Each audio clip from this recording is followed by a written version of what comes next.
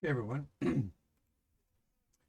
So today I'm not so much going to show you a technique or tip on how to use or design Lightburn. I want to show you a little project that I did and where I got the file from and kind of show you how I made this work for my laser. So first of all, let's go over to a website here, and this link, which I'll put in the description when I'm finished. This little 3D nativity scene was great. I actually had a market this past weekend. I had made two of those and they sold right away. A lot of people that looked at them and asked how much I wanted for them. So I told them, and they go, that's beautiful. And so I'm going to just show you the original file, and then I'm going to show you uh, some of the things that I did to make uh, this actually work. So let's switch over to Lightburn, and I'm going to add that file. It's a DXF file, I believe. So let's go here. Yeah, it's Nativity Scene DXF. So I'm just going to drag that over here. And what got me initially was there's two versions. I go, oh, wait a minute. So I said, well, this bottom one is easy to work with. And then I zoomed in and used my measuring tool. Actually, I cut this out. I spent a couple hours cutting it out, and I was trying to put it together. It wouldn't go together.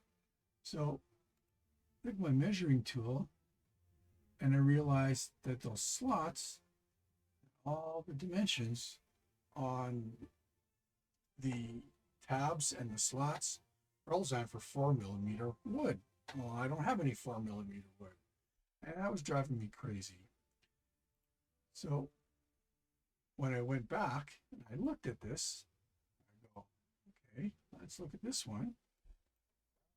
And I bring my measuring tool in here. I go, oh, they got to be 3mm. And look at that, 3mm, 3mm, all, all 3mm. This one is it's about 6, but that's a double piece that I put in there. So I go, okay, well, that's fantastic. I can use that.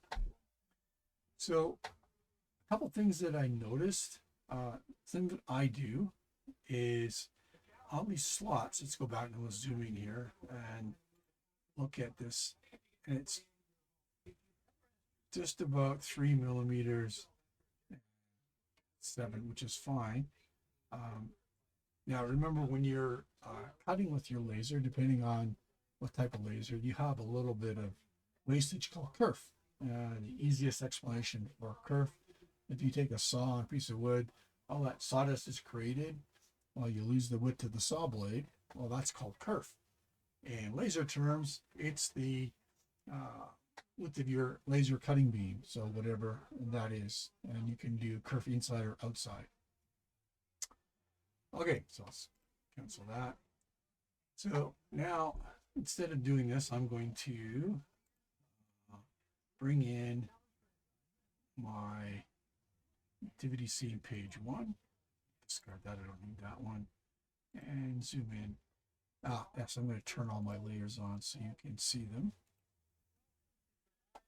So I took a whole bunch of those pieces, and one at a time I placed them on my sheet. Now, I probably didn't do it the best optimization, but a couple things to note. So my blue line is my cut line, and I use the settings for my laser and power. And the holes, or the slots, they're also cut, but on those, I have a negative kerf, which means it cuts inside. And what allows me to do allows me to get a tighter fit. And I don't need as much glue, although I do glue up a little bit just in case. Okay, the other thing I did on here, I gotta scroll to a part here. Okay, these red lines, originally these were just lines. And what I did instead, it's probably best. Let's go a new window and let's see if I can show you what that kind of looks like here. Okay, bring this over here. And once again, let's bring in that file. Okay. And you notice that these are just lines. Those are just lines. So what I did, let's see if I can take one of these guys and pop it out so you can see. This guy's probably good here. Let's take this guy out here. Oops, let's gotta ungroup all this here. And let's take this guy here and copy. And let's go into my other project here. And he's actually right there. I'm just going to paste them right here. Okay, about the same size. And these are lines. So the trick to all this is simple.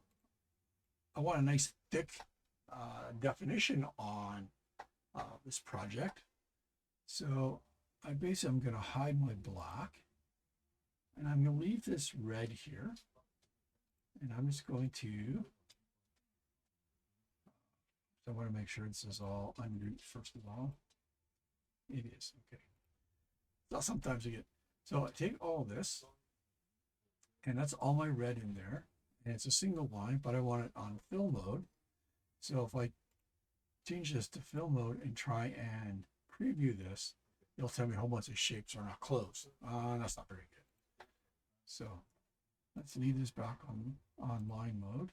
And then I'm going to take my offset tool and I'm going to do both and offset 0.1.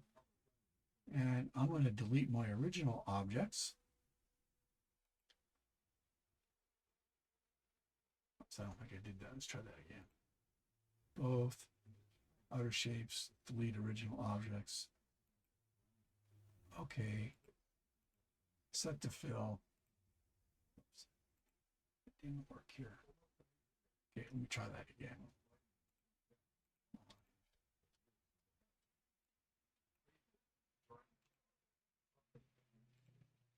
There we go. I just unchecked. So if you check outer, let's go okay. And now I set this to fill and turn on my block. Now I didn't really want, all that. Let me go back. Let's go back.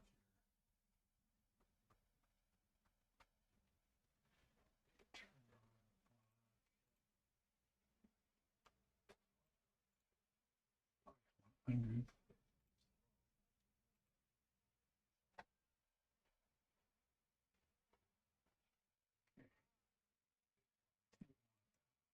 Let's just do these in pieces here. Probably easier. Okay. Oops.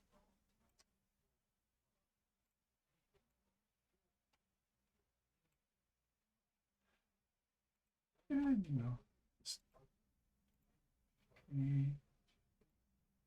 These pieces here. Do the same thing.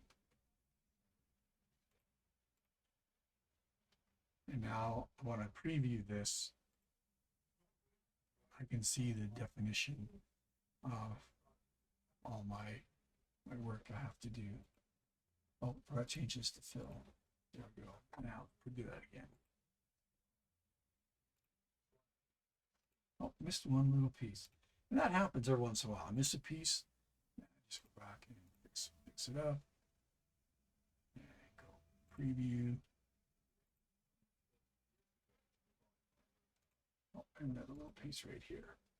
It's always good to go and check. So you go into preview, it doesn't like filling lines. And there I have the definition of my lines. They're all set up there. Okay, So a couple little techniques, and I like this project. It's quite cool. As you can see, there's the origin, the one I used. I didn't change my black to blue. Okay, and I don't really need that guy here. As I have a picture, I can go through. Oops, and this has to be in my blue as well. Make sure I have that all cut out. Okay, so I compare my one that I worked on just now and the one that I have from before. And all those pieces. And it's tricky because you got to take each piece and you want to separate them. So you have to play around with all your tools. Now, the only other thing that I did, so this is the bottom plate, as you've seen in the diagram here, right? It has this one bottom plate. I did something a little bit different because I'm using 3mm basswood, and my sheets are just about 12 inches square, just under 12 inches square. I ordered them off Amazon. I added an extra piece, so I have to go and find my project that I'm working on here. Okay, I'm going to open up my other one here. Recent projects, page 2, discard. Okay, so we see in this one, there's the bottom plate that's in from the pattern. If I go, what I did is I took this bottom plate, took out all the pieces and made it bigger. So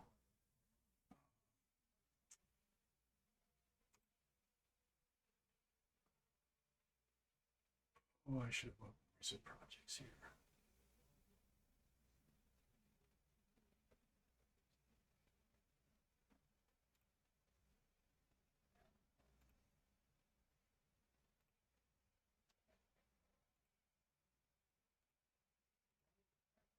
And I have this one. I have my business logo on the bottom.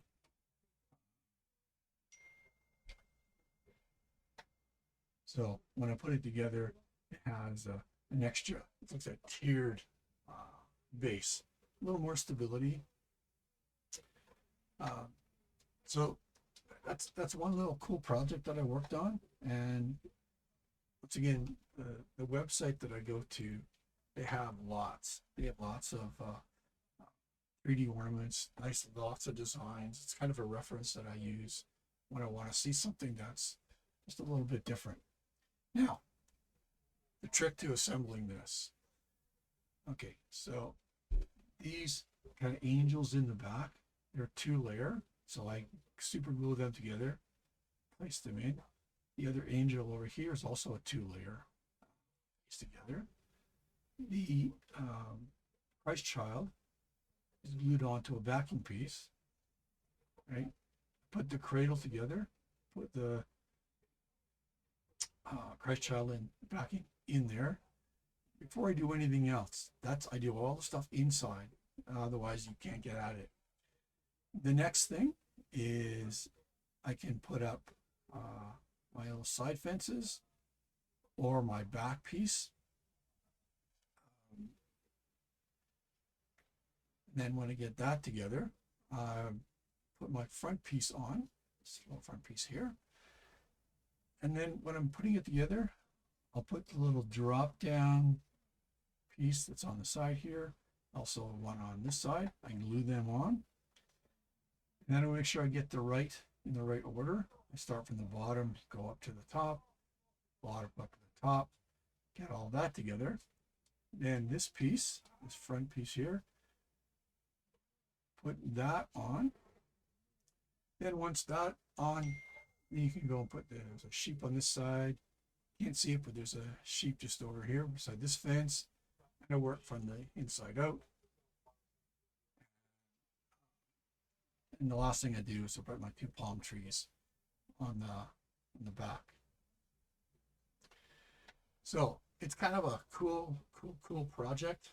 Um, Once again, this reference, md.com. I think that's how I pronounce it. Um, it's got lots of cool ideas. I saw this and wasn't sure if I wanted to make it or not, but I made two of them that successfully from 3mm basswood, and they're absolutely gorgeous. Um, I didn't seal the wood or anything. I just left it raw basswood, and people are just going, "Ah, I like this. I like this." Okay. You could, if you wanted to, set this up to seal it, stain it, paint it, and then present it.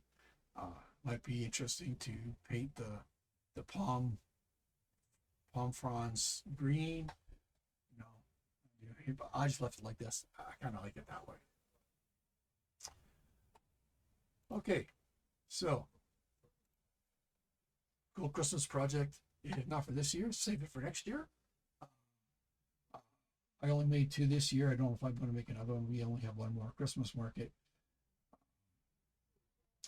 but definitely going to make some for next year because they're a really cool item. And I'm going to find some more of these 3D scenes that I can make to have some fun for Christmas.